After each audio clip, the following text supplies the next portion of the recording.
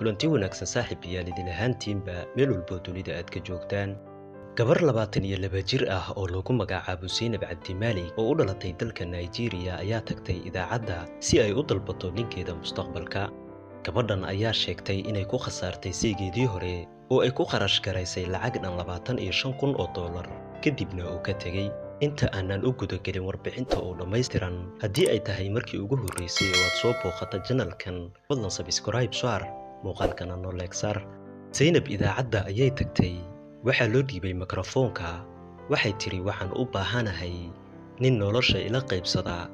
shuruudaha waxay ka dhigtay in da'diisu u dhaxayso 17 ilaa 25. Nigeria oo ah waddan sabool ah, dhallinyaradana ay haysato shaqo la'aan baahsan, ayaa isla markiiba waxaa idaacadda soo buux dhaafiyey dhallinyaro aad u labisan. nin waliba wixii uu tabal ama qarash ku heli karay ayuu soo gashtay.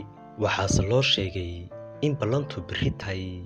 maalintii xigtay ayay sidii oo kale u soo buux dhaafiyeen xaruntii idaacadda ilaa booliskii loo waco si ay u kala yareeyaan maadaama uu batay buuqa iyo sawaxanka goobta. Zainab ayaa imaatay goobta.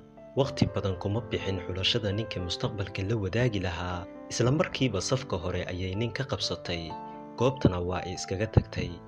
lama oga wax macluumaad ah oo ninkaas ku saabsan, balse waxaa lala yaabay markii Zainab ay dansatay taleefankii dibna ay u soo laaban weyday.